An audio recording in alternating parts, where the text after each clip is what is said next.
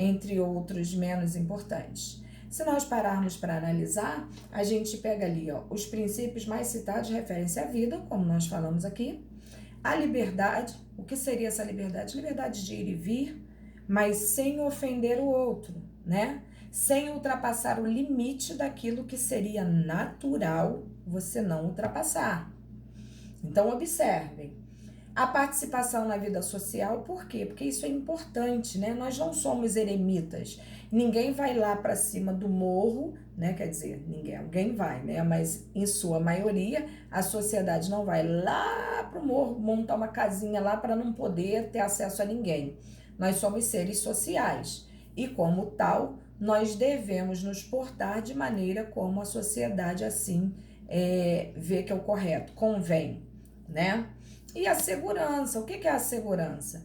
Na minha caverna ninguém vai entrar, porque todo mundo sabe que aquela caverna ali é habitada por mim. Então a segurança também é isso, é saber que aquele fulaninho ali é o meu filho e que no meu filho ninguém deve tocar, porque tocar no filho alheio não é legal. É a segurança de você poder deixar a sua bolsa em cima de um local e ninguém deve pegar porque é a sua bolsa. Então, observem que esses princípios, eles existem até os dias atuais. E muita coisa foi aproveitada de coisas tão antigas para trazer para a nossa atualidade, né? Na nossa prática diária.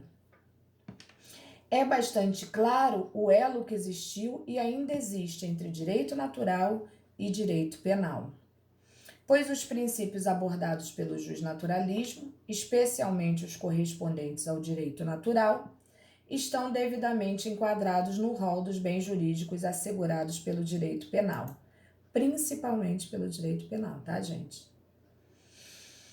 Aí vem também a escola clássica. Isso tudo foram escolas que surgiram, né, praticamente no mesmo período, né, com praticamente as mesmas ideias, com pequeníssimas diferenciações que muitas das vezes a gente nem consegue percebê-las, mas são pensadores distintos, ou até mesmo pensadores que criaram uma, surgem criando outra também, acompanhado de tantos outros, e assim foi havendo a evolução.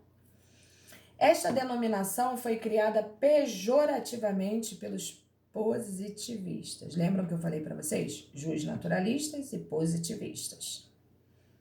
Eles pensam quase que a mesma coisa, só que um se baseia muito mais nas atitudes humanas, nos direitos humanos, nas necessidades humanas e acredita com convicção que o ser humano é capaz de, por si só, perceber o que é certo e o que é errado.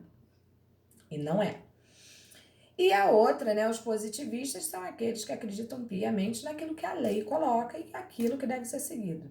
Como eu falei, seria maravilhoso esse equilíbrio. A escola clássica era formada por um conjunto de escritores, pensadores, filósofos e doutrinadores que adotaram as teses ideológicas básicas do iluminismo, ou seja, eles também acreditavam em todo aquele raciocínio, em toda aquela coisa legal do conhecimento, né, para sair das trevas, mas com algumas nuances diferenciadoras, que foram expostas magistralmente por Beccaria. Lembram do Beccaria? Aquele cara que ajudou a mudar muita coisa no direito penal, não só no Brasil, mas no mundo todo, né? Há, no entanto, 3 grandes jurisconsultos, os quais podem ser considerados os iniciadores da escola clássica, né? Gian Domenico, Romagnose e Jeremias Betta. Um, obviamente, na Itália, o outro na Inglaterra, no caso do Anselmo, né? Na Alemanha aí. Então, esses caras foram pensadores muito renomados no período, e que realmente também geraram uma estrutura diferenciadora. Em verdade, se nós pararmos para analisar, a gente consegue tirar coisa boa tanto de uma situação quanto de outra, e se pudesse misturar tudo e fazer uma coisa só, seria perfeito. No que tange à finalidade da pena, havia no âmago da escola clássica 3 teorias. A teoria absoluta, a teoria relativa e a teoria que a gente chama de mista. A absoluta percebia a pena como uma exigência de justiça, tá? A relativa assinalava a ela um fim prático, um fim prático, de prevenção geral e especial, como relativa, o nome já diz tudo, né? Aquela que equilibra assim, mais ou menos, vamos fazer um pouquinho para cá, um pouquinho para lá. E a mista, a qual resultava na fusão de ambas e de outras, onde visava como uma utilidade e ao mesmo tempo uma exigência de justiça. Vamos seguir aqui, material 59. Entramos aí no período científico. É levinho, né? A gente, eu falo sempre que a parte histórica é chatinha, porque não é a nossa área, mas até que é leve, né? O período científico, ou período criminológico, como também era denominado na época, em fase, caracterizou-se por um notável entusiasmo científico. Teve seu despertar no século XIX, por volta do ano de 1850, e propaga-se até os dias de hoje, tá? Esse período científico, como o nome já muito traduz pra gente, né? E fala, inclusive, em período criminológico. Nós que estudamos a criminologia, nós vimos, né, o quanto é importante esses estudos científicos que traduzem pra gente situações das quais a gente precisa realmente de resposta. Neste período teve início a preocupação com o homem que delinquia e a razão pelo qual delinquia. Isso lembrou vocês alguma coisa? Fala, não, professora, não lembrou. Lembra sim. O que estuda a criminologia? Não é o delinquente, a vítima, a forma como acontecem as coisas e o estudo levando a crer o quê? Como fazer para melhorar isso, como fazer para que isso não ocorra mais, né? E aí travam-se vários estudos para realmente se chegar a certas características das quais a gente tem até hoje.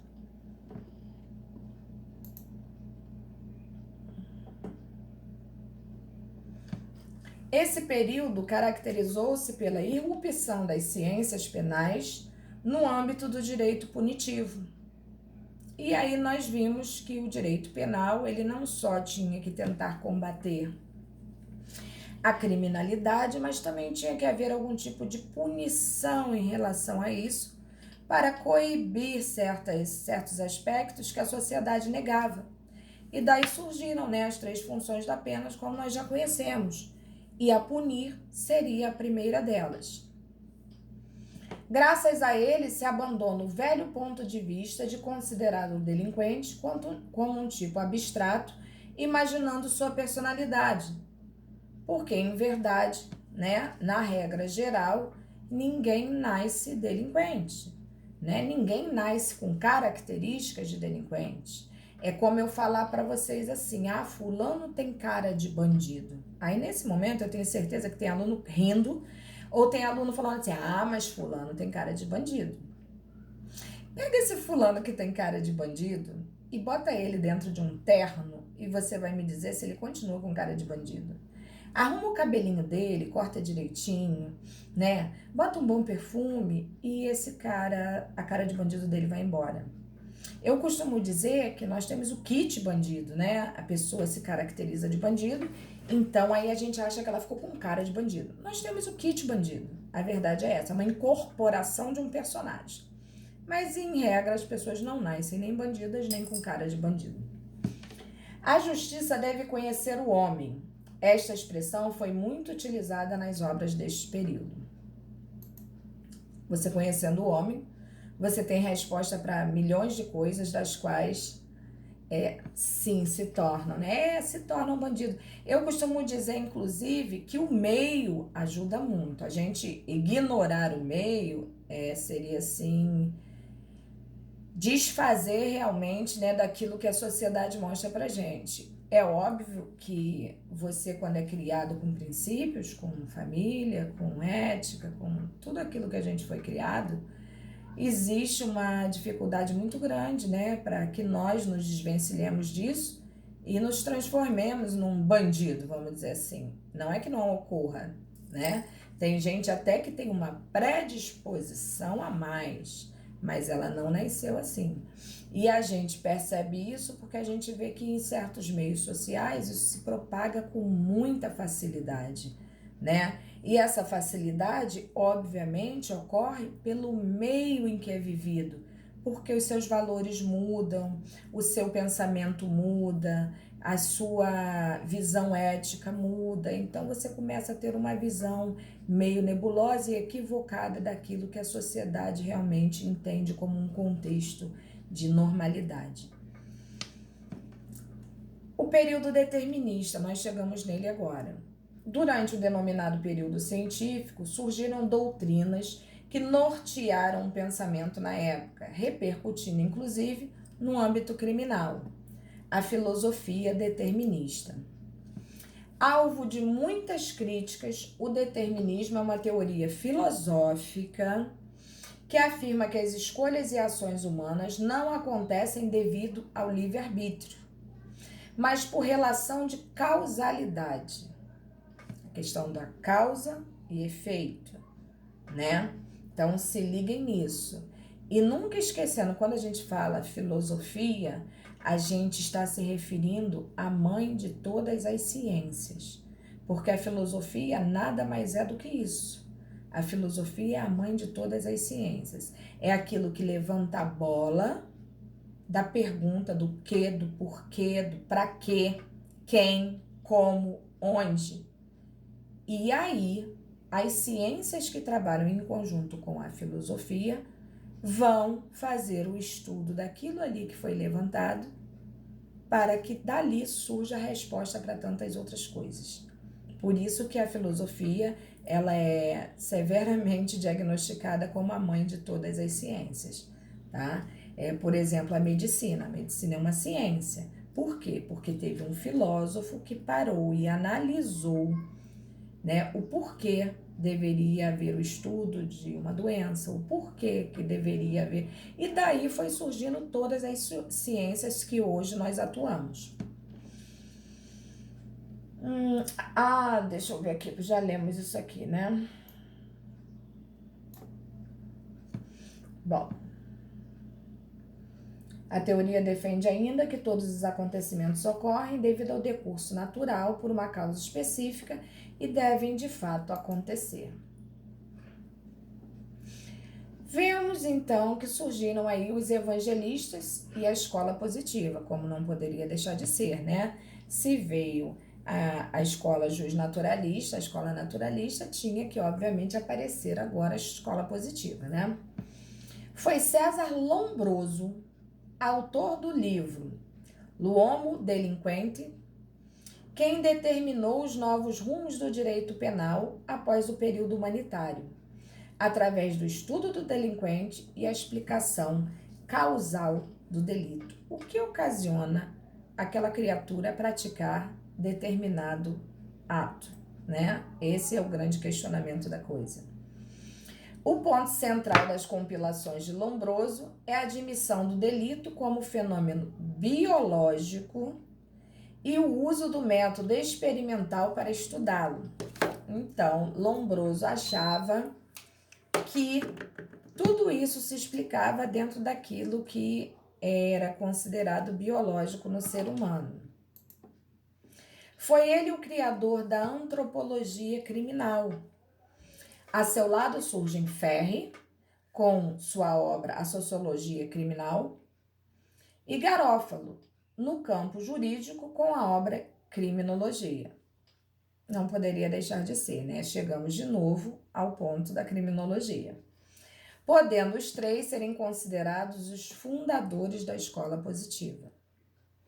Lombroso defendia a existência de um criminoso nato, olha isso, né? Professora, mas que loucura. Pode ser loucura hoje pra gente, né? Um criminoso nato, nasci criminosa, né?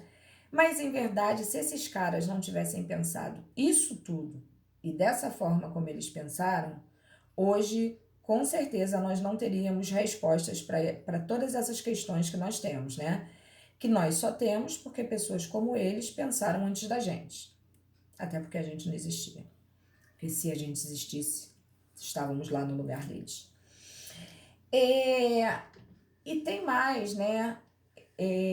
Se nós pararmos para analisar daqui a 30 anos, daqui a 40 anos, provavelmente pessoas como nós vamos estar descobrindo e levantando questões como essa, para lá na frente, né, a gente está estudando como está estudando hoje a evolução do direito penal. Isso é muito interessante, né? É o acompanhamento social mesmo, histórico, cultural. Lombroso defendia a existência de um criminoso nato, caracterizado por determinados estigmas somatopsíquicos e cujo destino indeclinável era delinquir. Ou seja, o cara nascia assim e pronto, ele era um delinquente, ele era um criminoso e não ia ter jeito. Ia chegar uma hora que, por mais que a coisa não despertasse nele imediatamente, ia ter um start, ele ia lá e ia delinquir. Sempre que determinadas condições ambientais se apresentassem de forma favorável. Opa, é o famoso a ocasião faz o ladrão. Observaram aí? Discípulo dissidente de Lombroso, Henrique Ferri, ressaltou a importância de um trinômio causal do delito. Os fatores antropológicos, físicos e sociais. Ou seja, já deu uma aumentada aí, tanto na pesquisa, né, na observação, e já criou uma tridimensão da coisa, né?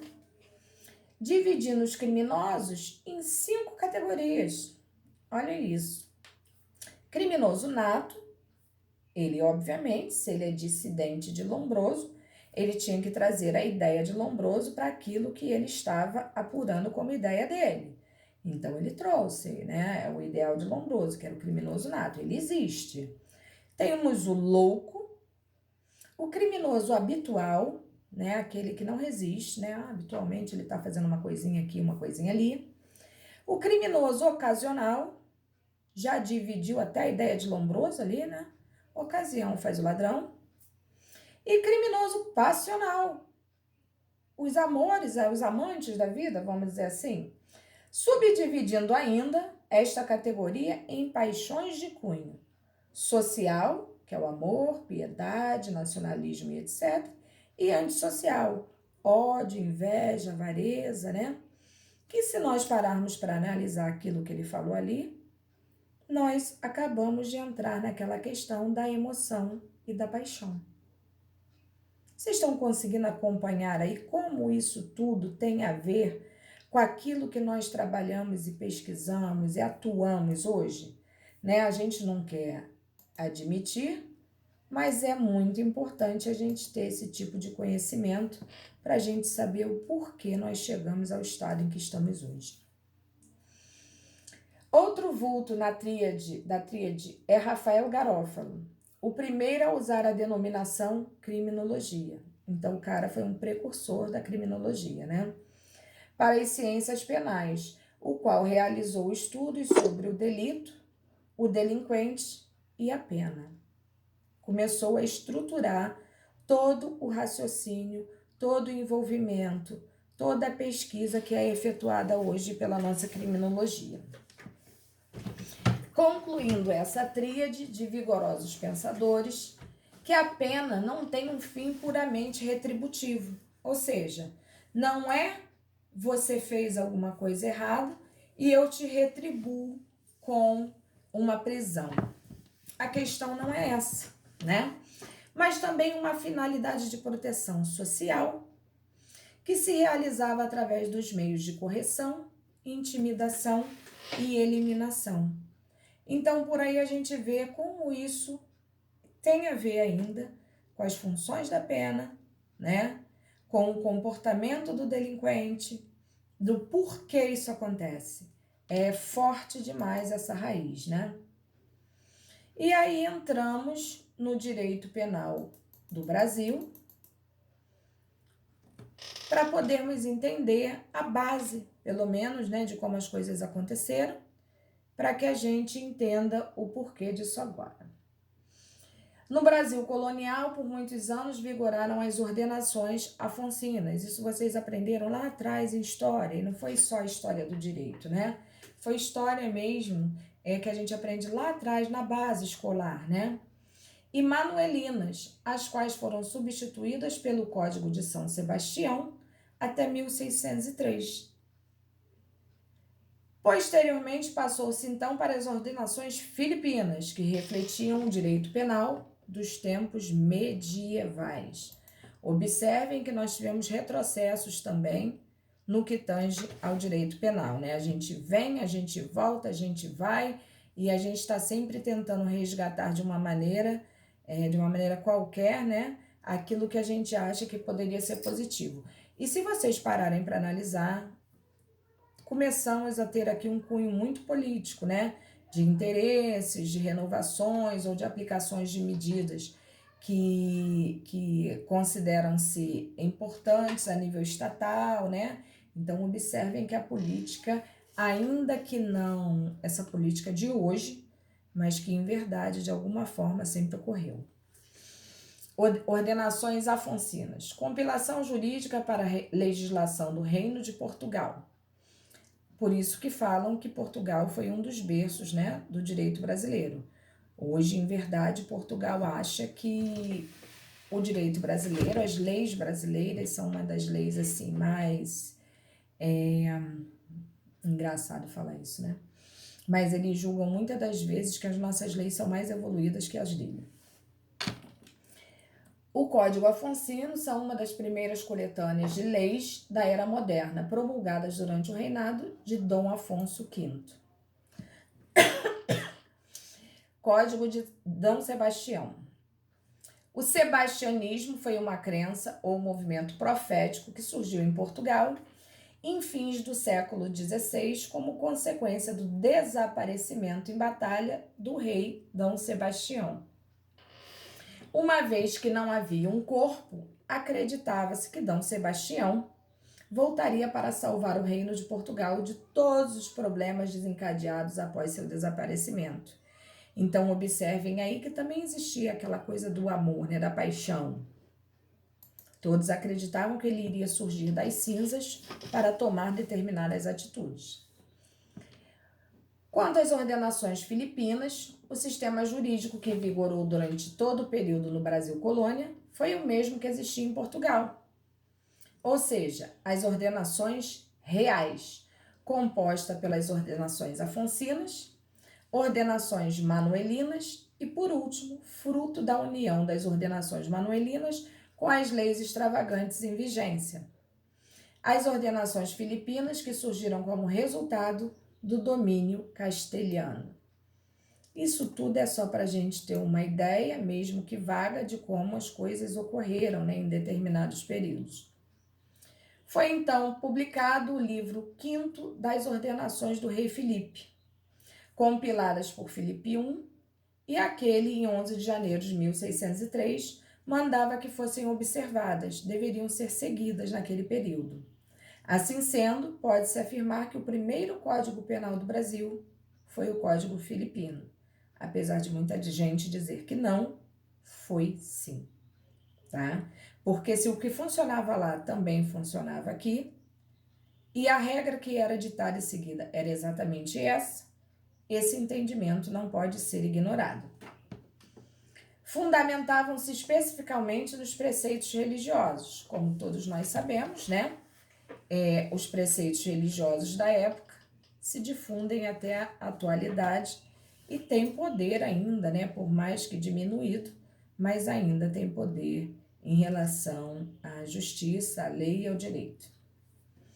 Onde os crimes eram confundidos com o pecado e com a ofensa moral, punindo-se severamente os hereges, os apóstatas, feiticeiros e benzedores. Vocês já devem ter ouvido falar disso, né? Assim como vocês ouviram que as bruxas eram queimadas, os curandeiros, né? E a gente sabe que até hoje, os dias atuais, existe toda uma mecânica de entendimento, ou da falta de entendimento, né? Em relação a qualquer outro tipo de religião que prega, né, coisas diferentes, obviamente cultuando o mesmo Deus com nome diferente. Mas a gente não pode esquecer que o respeito deve existir independente de qualquer coisa. As penas eram severas e cruéis. Nossa, me parece que a gente está lendo a mesma coisa sempre, né? porque em verdade as penas realmente eram assim pesadíssimas e chegavam a ser absurdas, tais como açoites, degredo, mutilação, queimaduras, e visavam difundir o temor pelo castigo, além da larga combinação da pena de morte executada pela força, com torturas, pelo fogo. Eram comuns as penas infamantes, o confisco e as galés. Aplicavam-se até mesmo a denominada morte para sempre. Vocês imaginam um troço desse? Qual é a morte que não é para sempre? Né? Mas morte para sempre para eles tinha um cunho totalmente diferenciado. E eu botei até um exemplo ali, né, em que o corpo do condenado ficava suspenso e estragando, né, se putrefando ali, vindo ao solo, ficando ali exposto até que o ossamento fosse recolhido pela Confraria da Misericórdia, o que se dava uma vez ao ano, né? E dizem, inclusive, que a Santa Casa de Misericórdia surgiu com esse nome por causa dessa ordem que ali está. E eles deixavam realmente, era como se morte para sempre, você pendura o cara ali, né? Tipo um enforcamento, vamos dizer, e o cara fica se dissolvendo ali no tempo. Quando ele cai, os animais chegam e comem ali, o que sobrou, o osso era recolhido e aí sim dava destino àquele corpo. Isso era o chamado morte para sempre. Eu fico imaginando situações como essa em dias atuais, seria assim uma barbárie, né? Todos aí me ouvindo? Beleza. Tá dando para entender aí, gente? Ok, beleza. Todavia, as penas eram desproporcionais à falta praticada. Não eram previamente fixadas, eram desiguais e aplicadas com extrema perversidade. E essas histórias a gente já tá careca de saber, né? Que realmente eram assim. Proclamada a independência do Brasil, previa o texto constitucional de 1824 que se elaborasse uma nova legislação penal. E em 16 de dezembro de 1830, aí já chegamos bem pertinho do que estamos agora, né? Porque parece que não, mas, poxa, nos aproximamos muito. Dom Pedro I sancionou o Código Criminal do Império. Era o cara, né? Com a República foi editado em 11 de outubro de 1890, ou seja, bem perto já dos 900, né? O Código Criminal da República, logo alvo de duras críticas pelas falhas que apresentava. Como sempre, o Código Penal sempre foi eleito assim o código de críticas pesadíssimas, né? As quais decorriam, evidentemente, da pressa com que o texto constitucional fora executado, elaborado. E o mais interessante, né, que da pressa, e hoje a gente reclama exatamente do contrário, né, da morosidade, porque toda mudança que a gente pede no código demora tanto que quando muda já está precisando de outra. Então, realmente é muito complexo, né, é muito tensa essa mudança do Código Criminal, e em regra ela não agrada a todos, como tudo, né? Nada agrada a todo mundo, né? Em virtude desta Constituição de 1890, houve a abolição da pena de morte, a de galés, que eram os trabalhos forçados, e a de banimento judicial. E observem que essas penas são proibidas até dias atuais, né? São penas que no Brasil não existem mais, né? Que é a pena de morte, a de banimento, que também não se permite mais, que é expulsar a pessoa do país, né? E a de trabalhos forçados também não é permitido. São penas cruéis, né? E o Brasil não admite penas cruéis. Apesar de não ter sido bem sistematizado, dentre outros defeitos, o Código Criminal da República constituiu um grande avanço na legislação penal da época, uma vez que, além de abolir a pena de morte, instalou o regime penitenciário de cárcere, de caráter, correcional, que era corrigir, né? As pessoas queriam que houvesse um efeito a nível social também, que essa pessoa voltasse de maneira mais branda à convivência conosco, né? Costumava-se dizer que com o Código de 1890 nasceu e de imediato trouxe consigo a necessidade de modificá-lo, ou seja, já nasceu defeituoso. Uma vez que não poder-se-ia transformá-lo, logo após sua publicação, surgiram assim várias leis para alterá-lo, que pelo grande número acabaram gerando uma imensa confusão e incerteza na aplicação. Quando a gente fala grande confusão e incerteza na aplicação, isso nos remete a uma insegurança jurídica. E insegurança jurídica, principalmente no contexto criminal, gente, é problemático demais, porque a gente não está lidando simplesmente com situações de bens, né? A gente não está lidando com valores, a gente está lidando com vidas, liberdade, né? Vidas humanas, o que é muito pesado.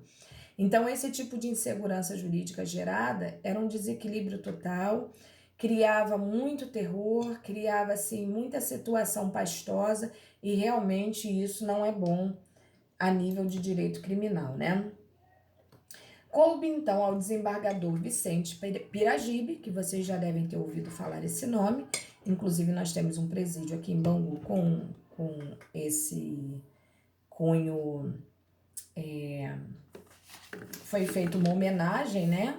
E foi colocado o nome de Vicente Piragibe num dos presídios que nós temos aqui. O encargo de consolidar essas leis extravagantes foi dado a ele.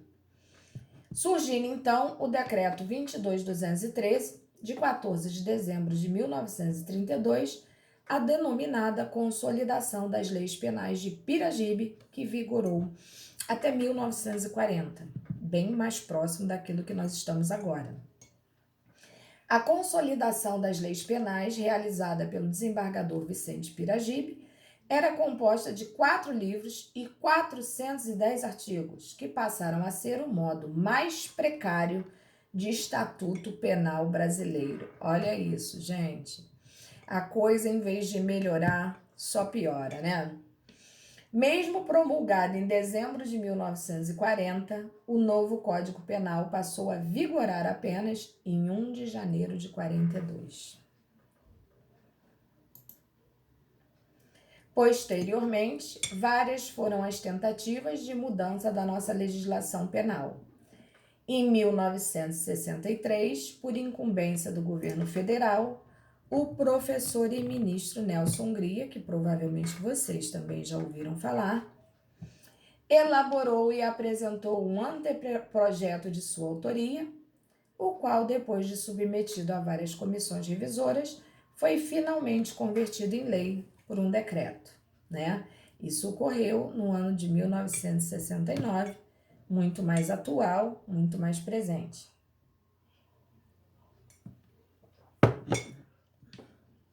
Mas a coisa ficou boa? Acho que não. A vigência do Código de 1969 foi, porém, adiada. No ano de 1980, o ministro da Justiça incumbiu o professor Francisco de Assis Toledo, da Universidade de Brasília, de fazer a reforma do Código até então vigente. Depois de discutido no Congresso, o projeto foi aprovado, sancionado e promulgado através da Lei 7.209,